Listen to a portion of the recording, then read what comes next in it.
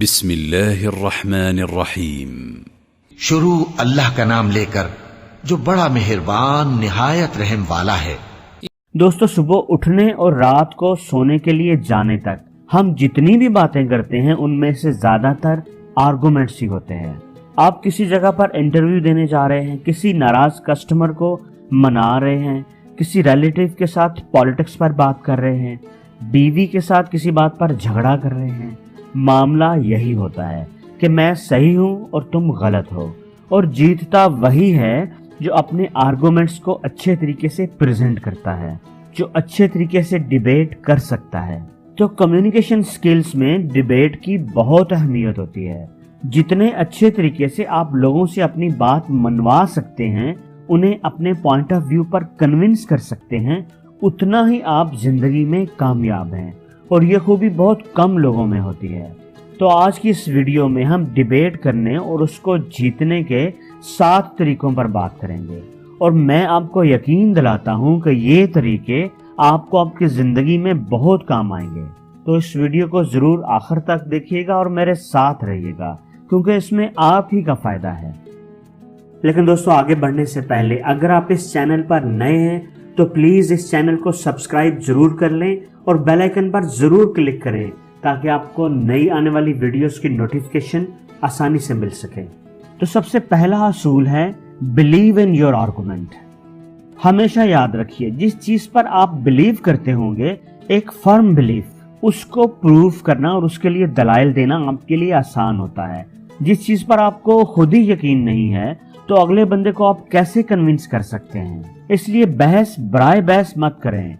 जिस बात पर आपको 100% कन्विंस हैं, उसी पर ही दूसरों को कन्विंस करने की कोशिश करें। आपके आर्गुमेंट के हमेशा 3 हिस्से होने चाहिए। नंबर 1 क्लेम, यानी जो आप प्रूव करना चाह रहे हैं। नंबर 2 वारंट, आपके क्लेम के अगेंस्ट जो एविडेंस आपके पास है, बगैर किसी एविडेंस या लॉजिक के आपकी कोई बात नहीं मानी जाएगी। और नंबर 3 है इम्पैक्ट, यानी आपके आर्गुमेंट का क्या इम्पैक्ट होगा, उसका क्या मकसद है, वो क्यों सही माना जाए। तो दोस्तों, अगला रूल है बॉडी लैंग्वेज। बॉडी लैंग्वेज में हम 3 चीजें डिस्कस करेंगे। सबसे पहली है स्टे काम। बहस जीतने का बहुत ही अहम असूल है कि हमेशा अपने आप को पुरस्कून रखिए, बिल्कुल रिलैक्स रहिए। आपका अपोनेंट यकीनन कोई ना कोई ऐसी बात कर सकता है जिस पर आपको गुस्सा आएगा, कोई बेहुदा दलील, कोई बिल्कुल ही इलॉजिकल बात जिसकी आपको बिल्कुल भी तवक्को नहीं होगी। लेकिन आपने अपने आप को बिल्कुल कंपोज रखना है। अगर आप अपना टेम्पर लूज कर गए तो समझो आप बहस लूज कर गए। याद रखें, कभी भी गुस्से में आकर आप बहस नहीं जीत सकते, अलबत्ता अगले बंदे को जीतने का मौका जरूर दे सकते हैं। बॉडी लैंग्वेज में दूसरी चीज है वॉइस टोन। ऊंची आवाज में चीख कर या चिल्ला कर भी आप अगले बंदे को बता सकते हैं कि तुम गलत हो, तुम्हारा पॉइंट ऑफ व्यू ठीक नहीं है। लेकिन जितना असर आपकी सॉफ्ट टोन यानी नरम लहजे से कही बात में होगा, उतना इम्पैक्ट कभी भी ये चीखती हुई ऊंची आवाज से नहीं मिलेगा। आपकी आवाज नहीं बल्कि आपकी दलील ऊंची होनी चाहिए। सामने वाले से इख्तलाफ जरूर करें, लेकिन उसकी इंसल्ट कभी ना करें। आप मुस्कुरा कर एक प्लेजेंट वे में बात करें। एक प्लेजेंट वे में आप चाहे अगले बंदे से डिसएग्री ही क्यों ना करें, वो आपकी बात तवज्जो से कंफर्टेबल होकर सुनेगा, और अगर आपकी बात में वजन हुआ, आपकी बात लॉजिकल हुई, तो वो इख्तलाफ नहीं करेगा। बॉडी लैंग्वेज में तीसरी चीज है सिटिंग पोजीशन। दोस्तों, बहस के दौरान आप हमेशा उस स्टाइल में बैठें जिसमें आप बिल्कुल कंफर्टेबल और रिलैक्स रहें। आपके अंदाज से कोई बेचैनी नजर नहीं आनी चाहिए। बार बार अपने बैठने के अंदाज को मत बदलें, ये आपकी बेचैनी को जाहिर करेगा। बॉडी के रिलैक्स होने से ब्रेन को मैसेज जाएगा कि एवरीथिंग इज फाइन, कोई फिक्र वाली बात नहीं है। जितना ज्यादा आपकी बॉडी रिलैक्स होगी, उतना ही ज्यादा आपका ब्रेन भी रिलैक्स होगा, और आपके ब्रेन का फोकस और कंसंट्रेशन बेहतर होगी। तो दोस्तों, तीसरा असूल है लिसन केयरफुली। दोस्तों, याद रखिए, बहस के दौरान बात करना, अपने पॉइंट ऑफ व्यू के हक में दलाइल देना जितना इम्पोर्टेंट है, उससे कहीं ज्यादा इम्पोर्टेंट है अगले बंदे की बात को सुनना। ज्यादातर लोगों को अपनी बात, अपने पॉइंट ऑफ व्यू के सही होने का इतना यकीन होता है कि वो अगले बंदे की पूरी बात सुनना ही गवारा नहीं करते। उनका अपोनेंट जब बात कर रहा होता है तो वो उसकी बात सुन नहीं रहे होते, बल्कि अपनी बोलने की बारी का इंतजार कर रहे होते हैं कि कब ये अपना मुंह बंद करे और मैं बात करूं। और अक्सर अगले बंदे की बात अभी मुकम्मल नहीं हुई होती और उनके ख्याल में इन्हें समझ आ भी चुकी होती है। मुझे पता चल गया है तुम क्या कह रहे हो, अब मेरी बात सुनो। दोस्तों याद रखें, इस तरीके से आपका अपोनेंट कभी भी आपसे एग्री नहीं करेगा। उसे लगेगा कि उसकी बात सुनी ही नहीं गई और वो अपनी बात पर इसरार करता रहेगा और आप अपनी बात पर। इसलिए जब सामने वाला बात कर रहा हो तो तवज्जो और इत्मीनान से उसकी बात सुनिए, जैसे आपको कोई जल्दी नहीं, और उसके आर्गुमेंट्स की कमजोरियों को नोटिस करें ताकि आप उन्हें काउंटर कर सकें। अपना पॉइंट ऑफ व्यू बताने में कभी भी जल्दी ना करें।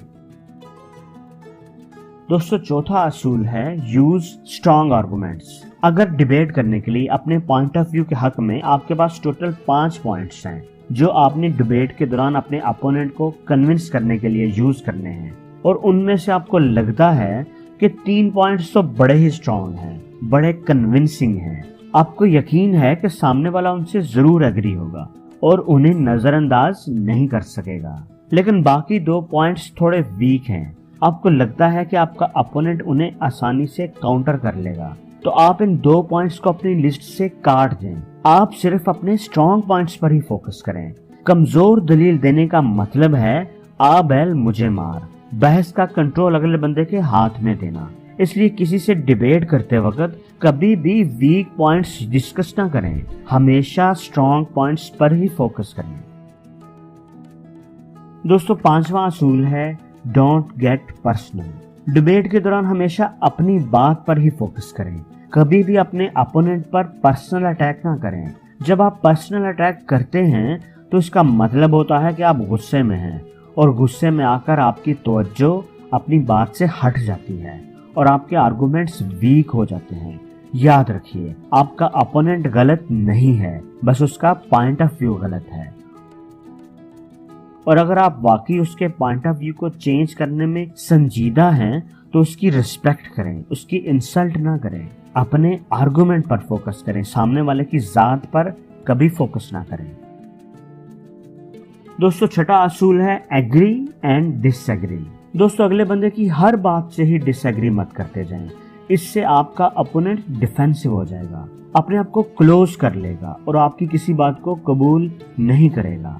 अगर उसने कोई बात की है तो उसके एक पॉइंट से जो आपके ख्याल में आपके पॉइंट ऑफ व्यू से ज्यादा नहीं टकराता, उससे फौरन एग्री कर जाएं। इससे आपका अपोनेंट थोड़ा रिलैक्स हो जाएगा कि उसकी बात सुनी और मानी गई है। साथ ही आप बात के दूसरे हिस्से से डिसएग्री कर जाएं। आपकी पहली बात तो किसी हद तक सही है, इसमें वजन है, लेकिन अगर आप इस दूसरी बात को जरा मुख्तलिफ अंदाज से देखेंगे तो आपको भी लगेगा कि ये इतनी लॉजिकल नहीं। जैसे फॉर एग्जाम्पल, मैं बहुत खुश हूँ क्योंकि मुझे लगता है कि ट्रम्प अगला इलेक्शन जीत जाएगा। हाँ, हो सकता है कि वो जीत जाए, लेकिन क्या आपके ख्याल में ये एक अच्छी बात होगी?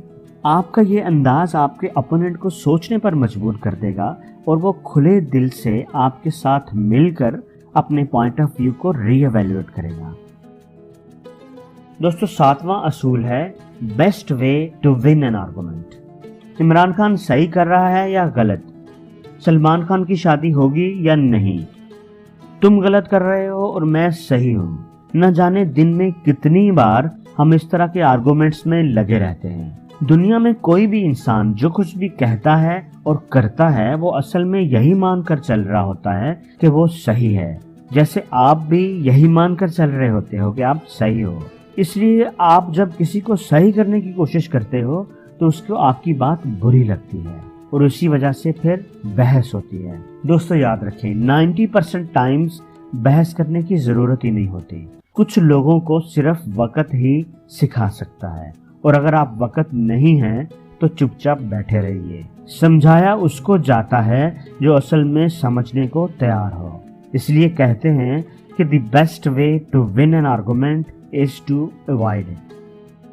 तो दोस्तों आपको ये वीडियो कैसी लगी कमेंट्स में मुझे जरूर बताइएगा। कौन सा पॉइंट आपको सबसे ज्यादा अच्छा लगा ये भी बताइएगा।